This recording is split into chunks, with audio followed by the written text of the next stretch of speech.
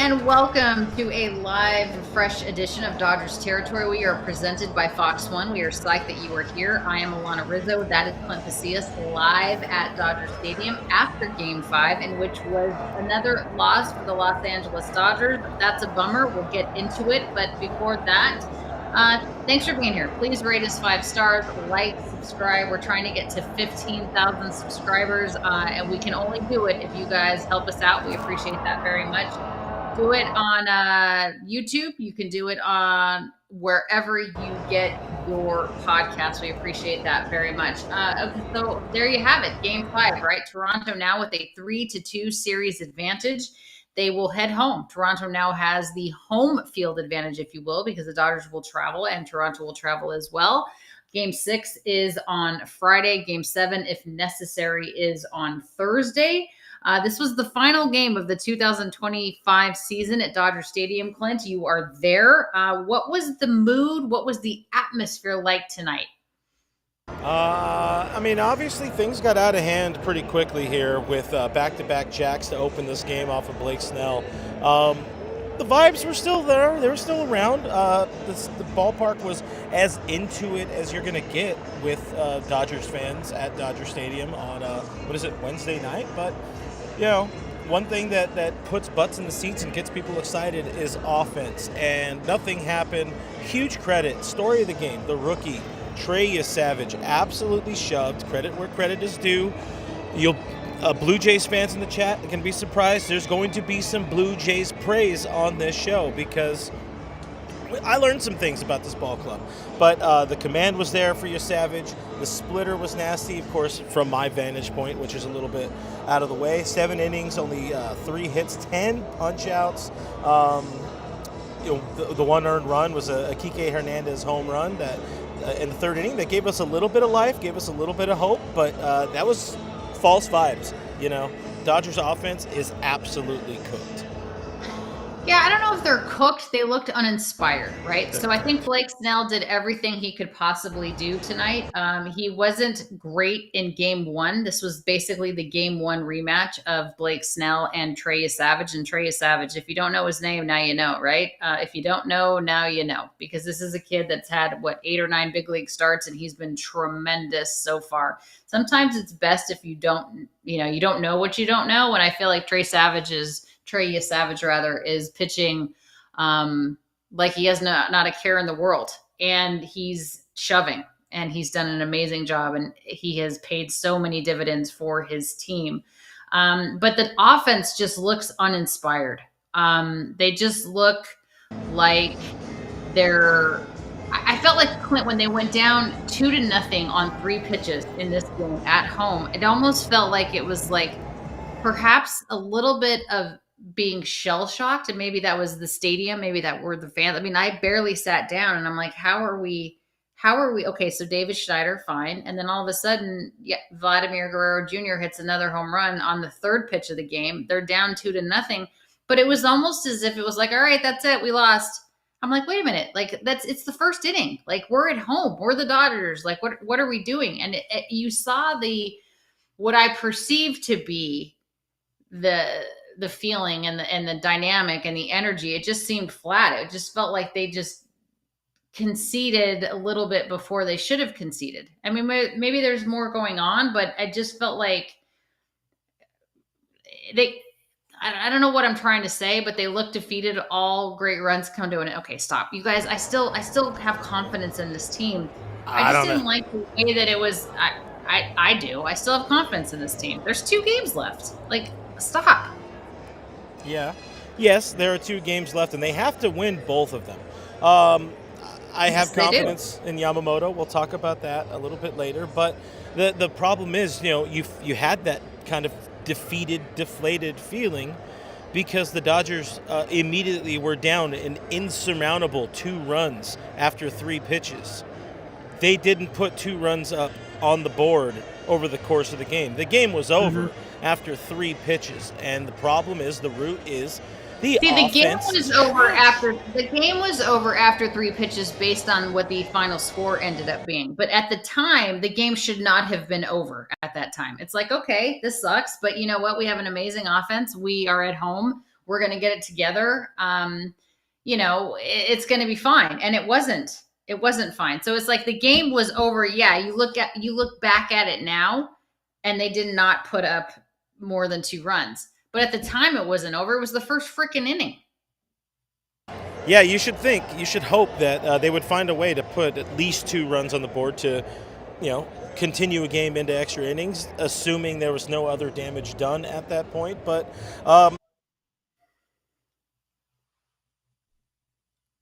You're muted. Switching things around. Combined with Trey Yesavage's dominant performance here, we kind of hid from the fact that this offense was not firing on all cylinders for a large majority of this postseason. Yeah, wins and doing just enough will make you feel good, will make you feel better, because wins are the most important part of the game. But I don't know. There was definitely a different kind of vibe, different kind of pulse here at Dodger Stadium today, being around the team, seeing guys on the field. They were working. They were grinding. I don't know what the clubhouse vibe, what the mood was like last year when they had the idea that, hey, everybody get together, we're going to be together with the boys, and just enjoy this and try to win 11 ball games. This year they had to win 13 ball games. Maybe somebody missed that part of the memo because they have won 11 games so far. But I don't know if this is a point of dissension, but after last night's loss, Shohei Ohtani had this to say to reporters in post-game media, whatever scrum there. We at the same time we need to do the bare minimum to be able to put up some runs on the board. And I do wonder if it's it's not going to be fully a splintered clubhouse. Obviously, it's still a very good team, but you add to that a long quote from Freddie Freeman. If you want to read it, guys, pause it and read it. We're not going to read all of the things, but Freddie, echoing what I was saying last night, you're seeing big swings, long swings, guys. I don't necessarily want to say hero ball, like I said last night, but the approach is not what you're seeing out of the Blue Jays. Blue Jays, they have slug when they need it. You saw it to start the game, but they also find some grass. And they're making the Dodgers have to put in work on defense the same way the Dodgers did last year with the Yankees. And the Yankees couldn't hang. Dodgers with some defensive blunders here and there, and also a pretty bad bullpen, just can't get past these Blue Jays.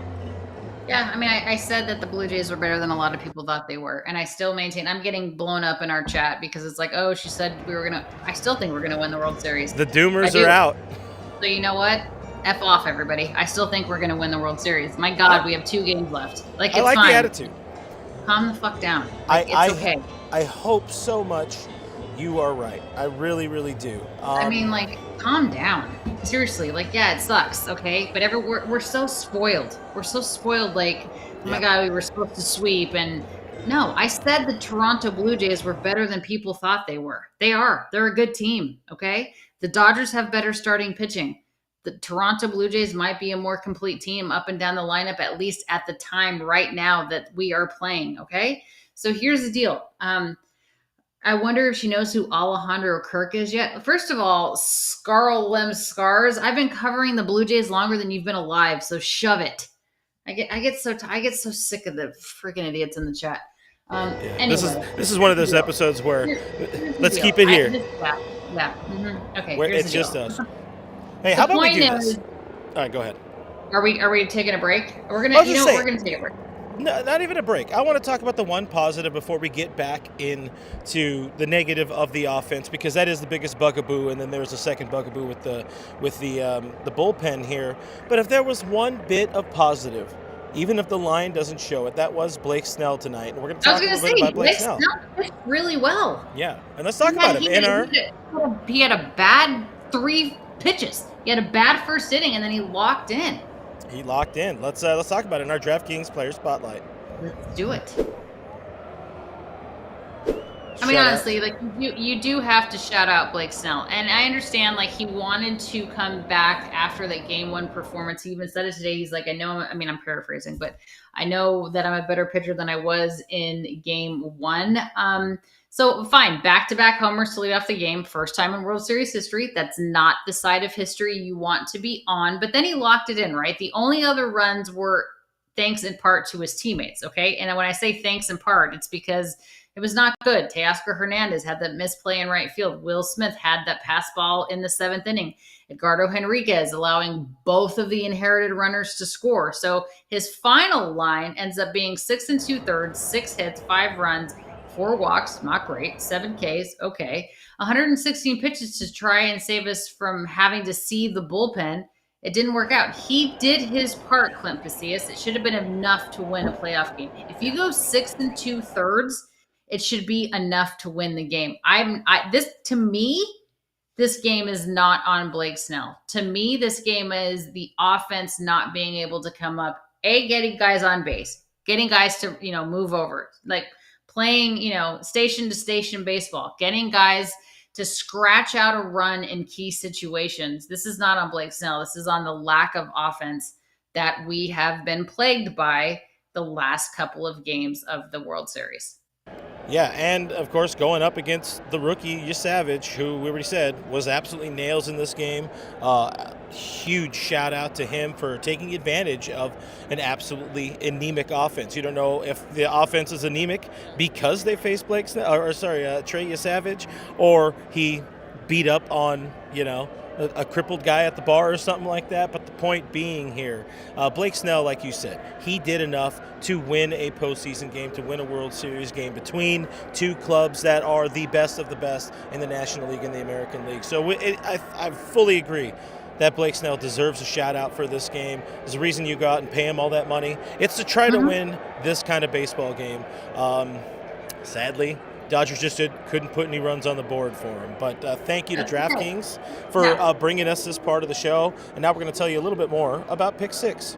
The NBA season tips off, and so does DraftKings' newest fantasy game. DraftKings Pick 6 is the easiest way to play for big wins, with every possession giving you a shot at real money. Here's how to play. Just pick more or less on 2 or more stats and unlock the upside every game brings. Pick 6 is available in Texas, California, Missouri, and more. Don't just watch basketball, cash in. Download the DraftKings Pick 6 app now and use code FOUL. That's code FOUL. Play just $5, get $50 in Pick 6 bonus picks. Make the call, ride the upside in partnership with DraftKings Pick 6. The crown is yours. Gambling problem? Call 1-800-GAMBLER. Help is available for problem gambling. Call 888-789-7777 or visit ccpg.org in Connecticut. Must be 18 and over. Age and eligibility restrictions vary by jurisdiction. Pick 6 not available everywhere, including New York and Ontario. Void where prohibited. 1 per new customer. Bonus awarded as non-withdrawable Pick 6 bonus picks that expire in 14 days. Limited time offer. See terms at pick6.draftkings.com/promos. Clint, are you seeing a lot of the 2022-2023 at-bats here? And if that's the case, what do you mean by that? So, like I said earlier and like I said last night, I think we buried the lead a lot, buried the offensive struggles for this team this postseason because they've been doing just enough to win.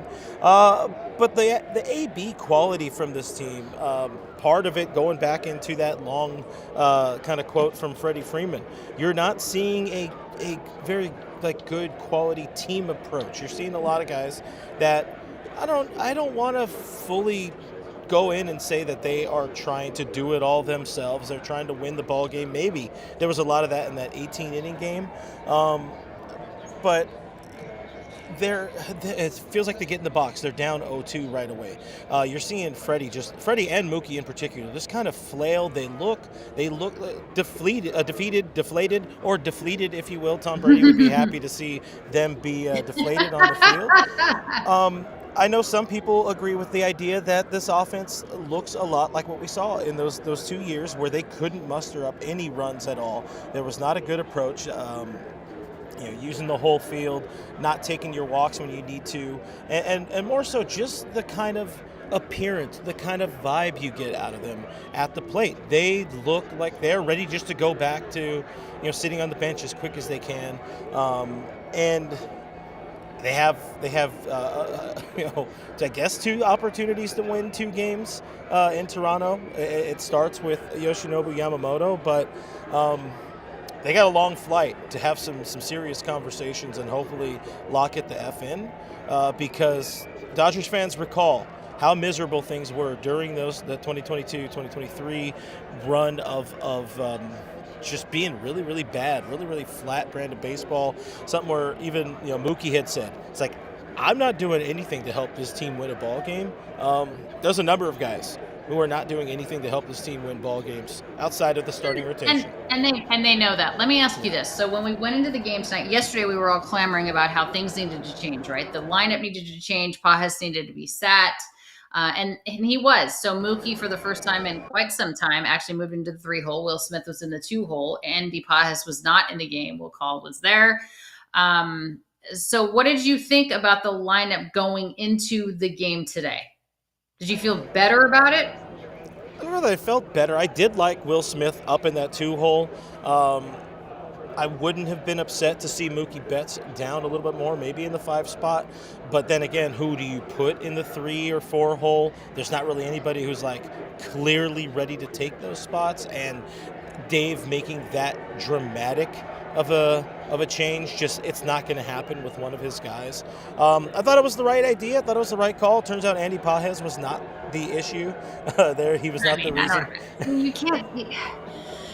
You can't say that though. Like you can't say like, oh, you take it. I mean, what? So you take him out of the lineup and then everyone's supposed to go 5 for 5. Like it doesn't work that way. Yeah. I mean, hey, you look on here, you look on the chat, you're going to find probably 15 people who are going to say yesterday, oh, Andy Pasillas needs to be out of the lineup, and then they're going to find a way to win. Yeah. But, hey, you said it. I didn't buy into the fact that I knew the Blue Jays were good. I didn't buy into the fact that they were, I don't want to say infinitely better, but a lot better than the Dodgers. But credit where credit is due with the Jays, Dodgers have out-talented, and I said this on Twitter, they've out-talented every team they've faced this postseason. But the Blue Jays, true to their word, they're just playing a better brand of baseball right now.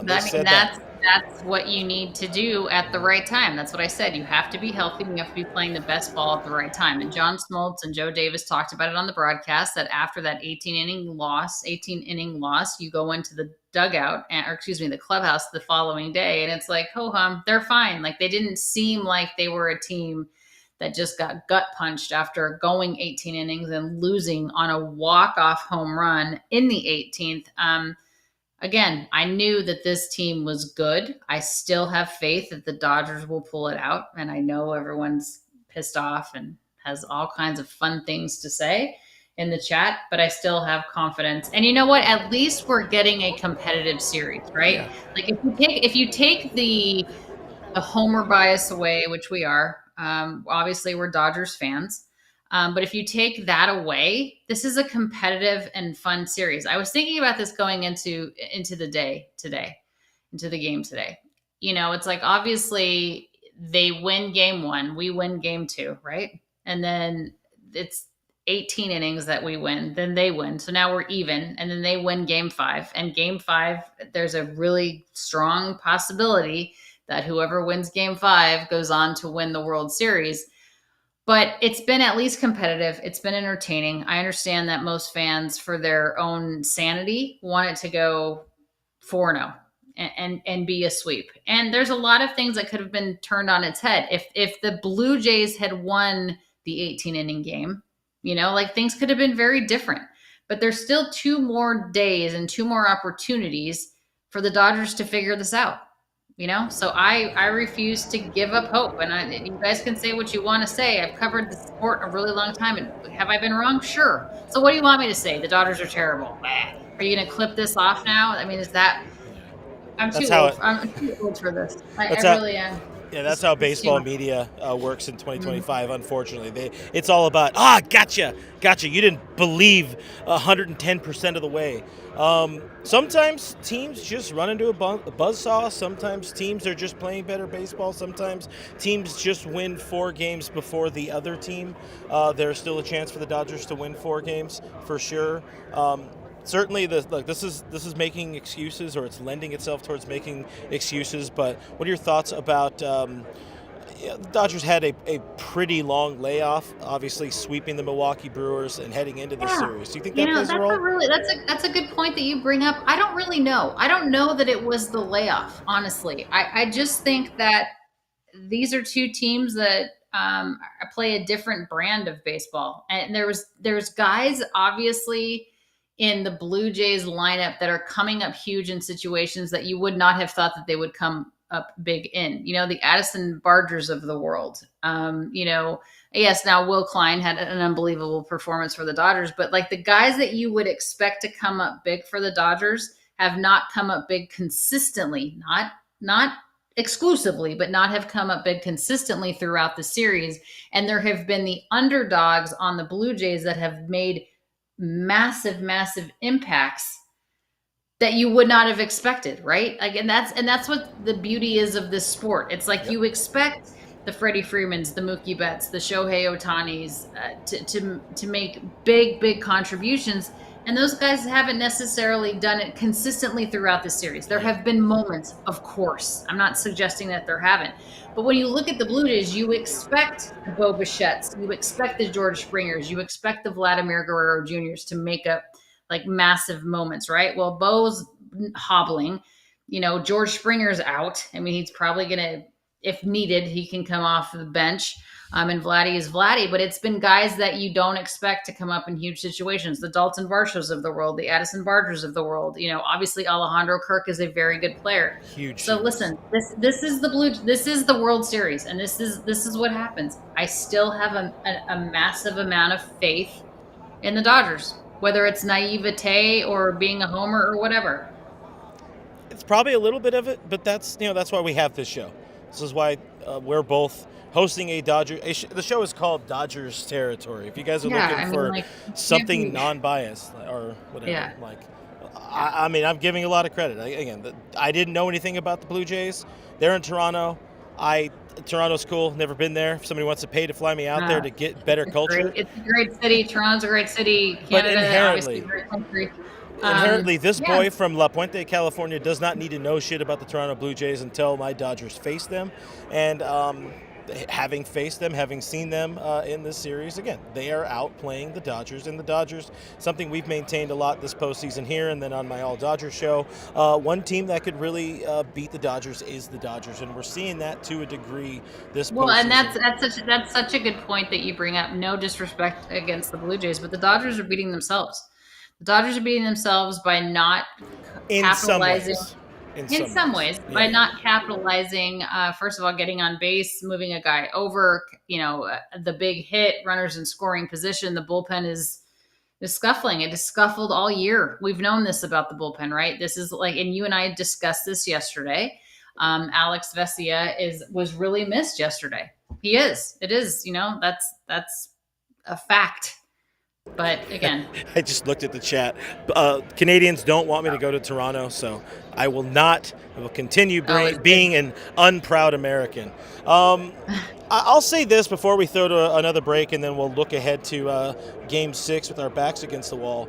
Having been here now a couple of days, in this series, kind of looking forward to this team getting out of LA. Sometimes it feels to me like they really. The pressure gets to them playing in front of the home crowd. Not always, but there are some times where they try to do a little too much when they know that if they don't do something, the crowd is going to be out of it. And straight up, I had a conversation with a couple of friends here who do very similar things to what you and I do on this show, on the internet. And, there's so many times between pitches, between innings, they're on the Jumbotron screaming, Dodger fans, get loud. I know you can be louder than that. Oh, it's like you're not even trying, I don't think you should need to do that. And maybe... Yeah. So are you calling out the fan? Like, what's I'm calling out the fan base a little bit. I'm not there, so I don't know. 13 postseasons in a row, 13 years with going to the postseason in a row, 12 of those being of the National League West division clinching variety. They've been to the World Series, 17, 18, 20, 24, now 25, 5 times in those years. I could understand maybe it losing some of the luster to some people. Yeah. And maybe playing on the road, having your backs, actually facing the Wolves, maybe that'll be better for the Dodgers. But the real talk is here, it's hard to win when your offense is missing in action and your bullpen has more gasoline than fire extinguishers. That's a reality. That is absolutely it's 100%. It's 100% correct. I mean, you're right. You're right. So how about we do this? Let's take a moment to hear from our friends at Foul Territory. Then we will be back and we will talk about Game 6 in Toronto on Halloween. Ooh. This episode is brought to you by Square. Your favorite neighborhood spots run on Square. Square is a proud partner of more than 4 million neighborhood businesses around the world. These businesses are what make the neighborhood the neighborhood. You and I are both in Orlando, and I see Square all the time at those awesome farmers markets around town. And a lot of restaurants in general just have this to where they have the little thing plugged into their phone and you stick your card in it and wham, bam, we're out. It's cool. It's a way for local businesses to make money and make it easy on not only them, but also on me, the consumer, because Lord knows I'm not making or selling anything. No, and it's a tap or on your phone. You double click. You can even insert your chip if you want to swipe it. It's awesome. Yeah, it's changed the game. You can go to square.com/go/foul to learn more. But before you do, go support your favorite neighborhood spot. You'll be happy that you did. Again, square.com/go/FOUL to learn more. Square. See you in the neighborhood. Get after it, FT fam. Welcome back to Dodgers Territory, presented by Fox One. By the way, if you guys are looking for a different way to support the show outside of hitting that like button and subscribing and rating and reviewing us on the podcast, we do have a store set up. There it is, DodgersTerritoryShop.com. Click that, scan that QR code. The link is in the description. The Dodgers will win if you buy all of the stuff in the store. All of it. Like, if you clear us out, if you clear out the warehouse, we are guaranteed to win the World Series. I cannot confirm that, but if that doesn't work, blame Mark Wiener about that, because why not? So back in Toronto, Game 6, Yoshinobu Yamamoto, who was nails in his Game 2 start, faces, I'm assuming, Kevin Gausman again, who's also very good against the Dodgers in his Game 2 start. And the season is on the line for your boys in blue. What do you need to see out of the Dodgers? I mean, fire. I need to see fire. I need to see like this is it. This is your last game. I mean, if you can't get up for a Game 6 in an elimination game, I don't know what you're doing. You know what I mean? So I need to see balls to the wall. I mean, it's Johnny Holstaff tomorrow. On Friday. It's not just Yoshinobu Yamamoto. It's Johnny Holstaff. Like, the second he gets into trouble, you're moving on, because this is it. This is your 2025 season. So that's what I need to see. I need to see fire. I need to see a fight. I need to see guys giving a bazillion %. That's it. Yeah. Try not to do too much. Stay within yourself. Find some grass or find some turf. I forget Forget staying within yourself. Like, transform yourself into somebody that you're not. I don't care. Like, this is it. Yeah. You got one game. We want to see this team ruin baseball. I would love to shut up a lot of these Toronto fans, but also shout out Blue Jays fans. They're the real deal. If there's any team that can bounce back and win 2 games on the road, it's the Dodgers. I really do believe that. Maybe I'm not going to say that you have blind faith in this team, but maybe you have a little bit of blind faith and optimism in this team. I think there are some holes. There are definitely maybe I do. But you know what? I'm okay with that. Like, I'm still a fan. What am I supposed to say? Oh, it's over? Like, let's just forget. Nobody even bother. Don't clip this off, because I'm sure this is what's going to get clipped. It's over. Don't even bother watching Game 6 and 7. Don't even bother. Hashtag context right there. Honestly, you got so much shit last year when you, rightly so, said that the San Diego Padres were a better team at the time, because they were a better team at the time. That was the biggest obstacle for the Dodgers last year, and they almost lost in the DS to the Padres. I mean, my God, it was Game 5. It wasn't, but it's okay. Like, it's fine. You know what? Because whatever happens, whether the Dodgers win or lose, like, the world is going to keep on spinning, and it's going to be fine. I know a lot of people, this is their end all be all. It's not my end all be all anymore, and that's okay. Yeah. It's okay. But I still have an unbelievable amount of faith. So yes, maybe it's blind faith, but I still believe that the Dodgers are the better team. The Blue Jays are good. Yes, they're very, very good. And they have shown that to the world now. For the Dodgers, dynasty talk is definitely on the line. You got to win World Series to call it any sort of dynasty. I hope they don't think about that. I hope they don't think about the job security of coaches and hitting coaches, which I know people would love to talk more about this being on hitting coaches when it's just, today was a bit of a buzzsaw in Yesavage, and also the Dodgers just generally, not being great right now. But the Jays are a very good team. They're much better than a lot of people thought they were, and they're proving it.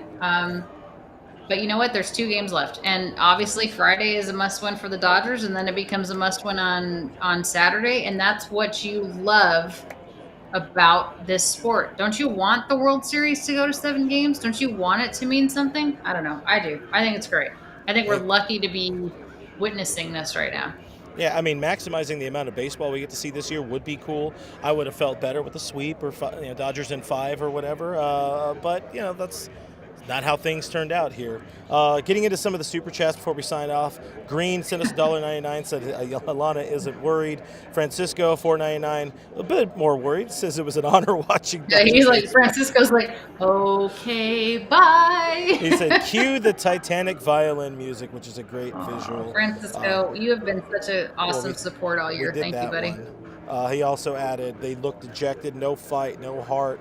Sad to say. They did look. I mean, I agree with them. They did look a little dejected tonight. They did. I was just like, why? I mean, I'm watching it obviously, and I'm like, okay, so we're down 2-0 before I even sat on the couch. But I'm like, okay, like why? I mean, even when later in the game when Teoscar got that single, it was kind of like, normally they're like, but it was like, I'm like, you guys, my God, you're not down by 90 runs. Like, come on. Yeah, they might have run out of the juice. Just it's a long season. This season started. Stop it! People are Stop it of running out of the juice. If you can't get fired up in Game 5 of the World Series, then that's a whole other problem. Riz, did you get fired up every single game of the postseason covering this team? Yes. Game 5 of the World Series? Yes. Well, fly your ass to Toronto and go fire up these boys. I'm sorry, but like if you're stretching for motivation or you're stretching for like fire in Game 5 of the World Series, then you should just like turn in your card and go something. I mean, that's ridiculous. Yeah, I mean it's. I really hope there is not a question of motivation in that clubhouse, but definitely not an inspiring game today. Ethan, $9.99. We owe Toronto an apology. Our offense is arrogant and uninspired. Gonna go buy a new Blue Jays hat. Maybe don't do that. Go buy a Dodgers territory hat instead. All right. Yeah. Dirty Ethan, Don. Dirty Don. What's up, buddy? Sometimes I wonder I'm assuming how actual Dodger fans are just doomers. Also, Kirk looks like Mario. Oh, holy crap! I mean, either Dirty Don is drunk or I'm drunk reading this. I can't quite understand. Sometimes but anyway, words are hard. Thanks for the $4.99 super chat. Fuzzy Balls super chat $5. We appreciate you. The game was lost when Kike, not Kiki, but Kike hit that home run to close it to 2-1. Snell right away gave that run. You know what? He has a really good point about this, and I was like, okay, here we go. So Kike obviously with the solo shot, but then right the next inning, it was like Dalton Varsho with the sac fly to bring it to get the run to get it right back. I was like, oh mother, there is something to be said about shutdown innings, right? And we just didn't have many tonight. And he's absolutely right. Like you're like, all right, we like pulled within one. Kike again, postseason monster, postseason hero, and then a sac fly bullshit run. That's also thanks to the Teoscar Hernandez experience and right. He had 2-3 hits. The misplay in right field, all of it. So MH Dodger for Life says, well, you could read it. It's easier for you to read than me. Alanna, Right I now. hope you're right and they pull it off, but Dodgers seem checked out or lost. Dodgers hope they prove us doubters wrong. Can Miracle be pulled off 2 games in Toronto? Yes. Hitting needs to navigate better. Yeah, you're right. Listen, you guys are right. Like, I understand. They looked flat. They looked uninspired. The offense is a bit crappy. But what do you want me to do? Just be like, fuck it. Like, we're just don't even bother watching game 6 and 7. Like, I get it. We did not look good tonight. We didn't. But I'm not gonna give up on this team. What do you want me to do? Yeah. I think it's refreshing.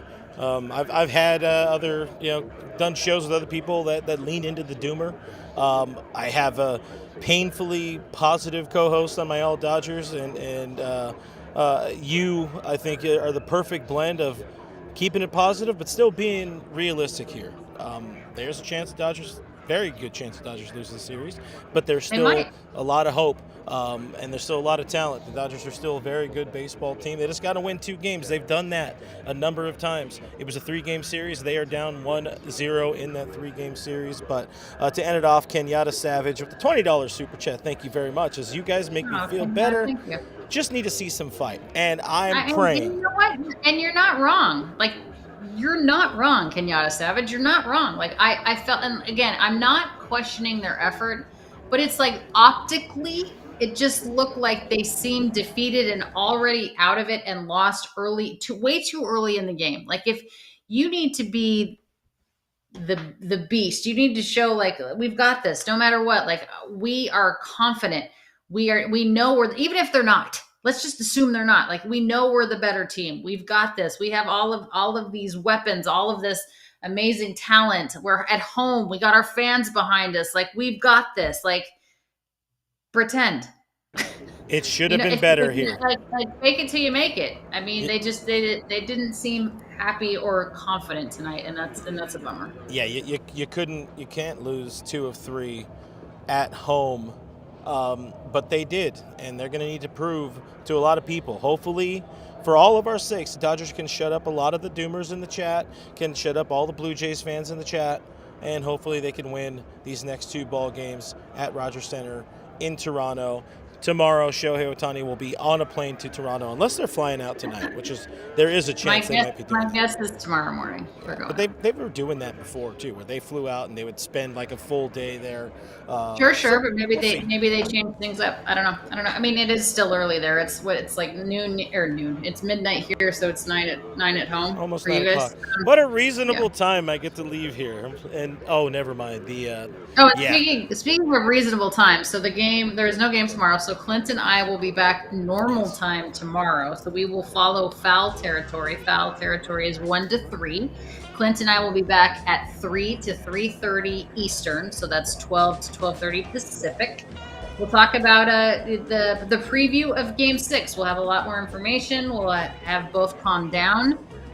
Thank you guys for being here. We appreciate you very much. Don't forget to like, subscribe, all of the things. We're trying to get to 15,000 subscribers. We're going to be back tomorrow, as we said. Don't give up hope, you guys. Just don't. Like, I'd rather be positive. What's the point? Like, what's the point of not being positive? Okay? At least we have a team that we care about that wins a ton. Imagine being a Pirates fan. All right. And on that note, Clint, drive home safely, and we will see you guys tomorrow. Go Dodgers. Bye.